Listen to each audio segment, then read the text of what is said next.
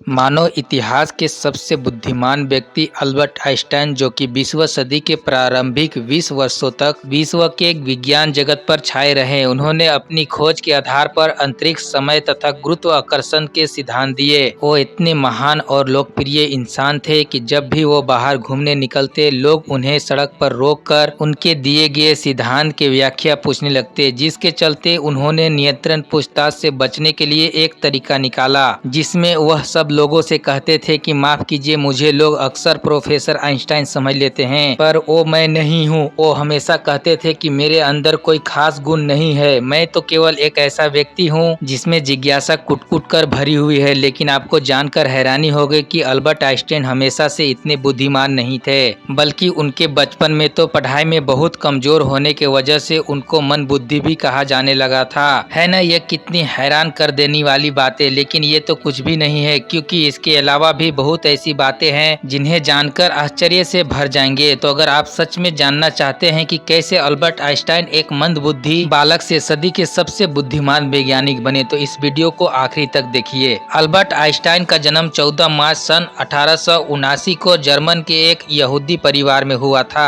उनके पिता का नाम हर्मन आइंस्टाइन और माँ का नाम पॉलिन आइंस्टाइन था। जब वो जन्म लिए थे तो उनके अंदर एक ऐसी अनोखी चीज थी जो उनको किसी भी और अन्य सामान्य बच्चे से अलग बनाती थी, क्योंकि उनका सिर किसी भी सामान्य बच्चे से कहीं ज्यादा बड़ा था। और जैसे जैसे वो थोड़े बड़े होने लगे तो उनको शुरू में बोलने में भी कठिनाई होती थी और लगभग 4 साल के उम्र तक अल्बर्ट आइंस्टाइन कुछ भी नहीं बोल पाए। मगर एक दिन वह अपने माता पिता के साथ अचानक से बात करने लगे। अपने बेटे को इस तरह एकदम बोलने से आइंस्टाइन के माता पिता एकदम हैरान रह गए और बहुत खुश हुए। बचपन में आइंस्टाइन को अपने उम्र के बच्चे के साथ खेलना बिल्कुल भी पसंद नहीं था और उन्होंने अपनी एक अलग दुनिया बना रखी थी, क्योंकि वो हमेशा पेड़ पौधे और इस ब्रह्मांड के बारे में सोचते रहते थे। उनके मन में हमेशा बात रहती थी कि आखिर ये दुनिया कैसे चलती है। आइंस्टाइन के मन में विज्ञान के प्रति रुचि तब पैदा हुई जब उनकी उम्र 5 साल की थी और उनके पिता ने उन्हें एक मैग्नेटिक कंपास लाकर दिया था, जिसे देखकर आइंस्टाइन बहुत खुश हुए। लेकिन जब उस मैग्नेटिक कंपास की सुई हमेशा उत्तर दिशा की तरफ रहती थी तो उनके दिमाग में हमेशा सवाल आते थे कि ऐसा क्यों और कैसे होता है। अपनी बोलने में होने वाली कठिनाई के कारण उन्होंने स्कूल जाना बहुत बाद में शुरू किया और आपको जानकर हैरानी होगी कि उन्हें स्कूल एक जेल की तरह लगता था, क्योंकि उनके अध्यापकों द्वारा पढ़ाई गई चीजें आधी अधूरी होती थी। वो समझाने से ज्यादा किताबी ज्ञान को रटाना सिखाते थे और इसीलिए वो अपने अध्यापकों से अजीब अजीब सवाल करते थे, जिसकी वजह से आइंस्टाइन को अध्यापकों ने मंदबुद्धि भी कहना शुरू कर दिया था। और बार बार मंदबुद्धि कहे जाने के कारण आइंस्टाइन को ये एहसास होने लगा कि उनकी बुद्धि अब तक विकसित नहीं हुआ है और इसीलिए एक बार उन्होंने अपने अध्यापक से पूछा कि मैं अपनी बुद्धि का विकास कैसे कर सकता हूँ। और इस सवाल पर अध्यापक ने एक लाइन में कहा, अभ्यास ही सफलता का मूल मंत्र है। आइंस्टाइन को अध्यापक का ये बात उनके मन में घर कर गई और उस दिन उन्होंने एक दृढ़ निश्चय लिया कि वो एक दिन सबसे आगे बढ़कर दिखाएंगे। और उस दिन के बाद आगे बढ़ने की चाह हमेशा उन पर हावी रहती थी। अगर पढ़ने में मन नहीं लगता था तो फिर भी वो किताब हाथ से नहीं छोड़ते थे। वो हमेशा अपने मन को समझाते और वापस पढ़ने लगते। कुछ ही समय में उनके अभ्यास का सकारात्मक परिणाम दिखाई देने लगा, जिसे देखकर उनके अध्यापक भी इस विकास से दंग रह गए और आगे चलकर उन्होंने अध्याय के लिए गणित जैसे जटिल विषय को चुना। लेकिन आर्थिक स्थिति कमजोर होने की वजह से उनके आगे की पढ़ाई में थोड़ी सी समस्या हुई। वो व्यर्थ में समय बिल्कुल भी बर्बाद नहीं करते थे। अपने कठिन परिश्रम और अभ्यास के मदद से आइंस्टाइन ने गणित और भौतिक विज्ञान में महारत हासिल कर ली। और शिक्षा को लेकर उनका विचार था कि शिक्षा वो है जो आपको तब भी याद रहे जब आप सब कुछ भूल गए हो। और समय के साथ साथ वो इतने बुद्धिमान हो गए कि उन्होंने बहुत सारी अद्भुत खोज की। आज की दुनिया उनको थ्योरी ऑफ रिलेटिविटी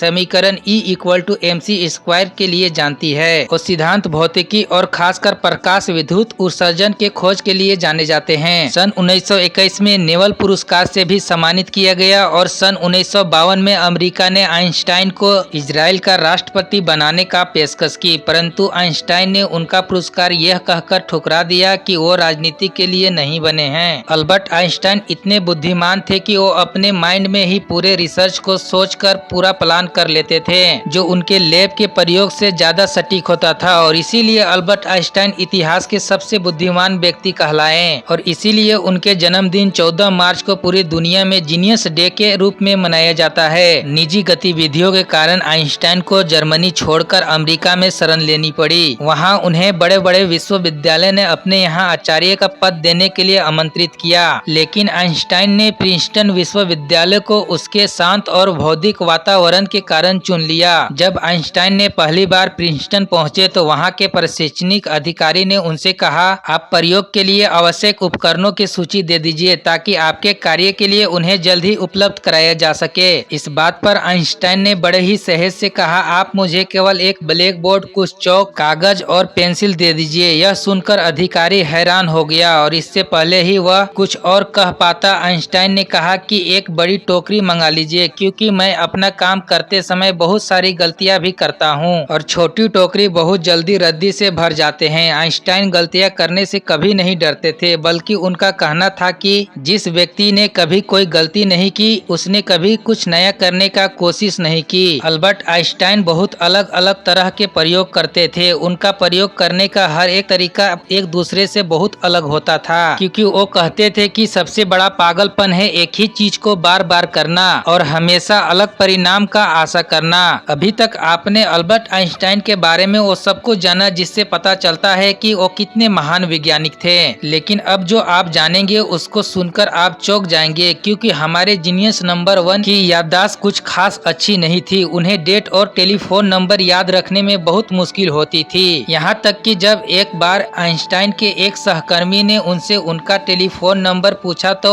आइंस्टाइन पास रखी टेलीफोन डायरी में अपना नंबर ढूंढने लगे। सहकर्मी चकित होकर बोला, आपको अपना खुद का टेलीफोन नंबर भी याद नहीं है? तो आइंस्टाइन ने कहा, नहीं, भले मैं ऐसी किसी भी चीज को क्यों याद रखूं जो मुझे किताब में ढूंढने से आसानी से मिल जाती है। अल्बर्ट आइंस्टाइन व्यवहारिक दुनिया के भी बहुत सारी बातों को अक्सर भूल जाया करते थे। जब आइंस्टाइन प्रिंसटन यूनिवर्सिटी में कार्यरत थे तो एक दिन यूनिवर्सिटी से घर आने समय वो अपने घर का पता ही भूल गए। यद्यपि प्रिंसटन के अधिकतर लोग आइंस्टाइन को पहचानते थे, लेकिन जिस टैक्सी में वो बैठे थे उसका ड्राइवर उन्हें नहीं पहचानता था। आइंस्टाइन ने ड्राइवर से कहा, क्या तुम्हें आइंस्टाइन का पता तुम्हें मालूम है? ड्राइवर ने जवाब दिया, प्रिंसटन में भला कौन उनका पता नहीं जानता है। यदि आप उनसे मिलना चाहते हैं तो मैं आपको उनका घर पहुंचा सकता हूं। तब आइंस्टाइन ने ड्राइवर को बताया कि वो स्वयं ही आइंस्टाइन हैं और अपने घर का पता भूल गए हैं। यह जानकर ड्राइवर ने उन्हें उनके घर तक पहुंचाया। ड्राइवर ने आइंस्टाइन के बार बार आग्रह करने के बावजूद भी टैक्सी का किराया नहीं लिया। 18 अप्रैल सन 1955 को महान वैज्ञानिक अल्बर्ट आइंस्टाइन की 76 साल की उम्र में अमेरिका के न्यू जर्सी शहर में मृत्यु हो गई। अपने पूरे जीवन काल में आइंस्टाइन ने सैकड़ों किताबें और लेख प्रकाशित किए, लेकिन आइंस्टाइन के अपने जीवन में सबसे ज्यादा दुख तब हुआ था जब उनके वैज्ञानिक आविष्कारों के कारण बाद में परमाणु बम का आविष्कार हुआ, जिससे कि हिरोशिमा और नागासाकी जैसे नगम ध्वस्त हो गए थे। आइंस्टाइन के मृत्यु के बाद उनके 100 परीक्षण के दौरान एक वैज्ञानिक ने आइंस्टाइन के परिवार के अनुमति के बिना उनका दिमाग निकाल लिया था और ये अनधिकारिय डॉक्टर थॉमस हार्वे ने उनके दिमाग पर रिसर्च करने के लिए किया था। उसके बाद आइंस्टाइन का दिमाग 20 सालों तक एक जार में बंद रहा और सन 1975 में उनके बेटे हेंस की आज्ञा से उनके दिमाग को 240 भागों में बांटकर कई वैज्ञानिकों के पास भेजा गया, जिनको जांचने के बाद उन्होंने पाया कि उनके दिमाग में किसी भी आम इंसान से ज्यादा सेल्स मौजूद था।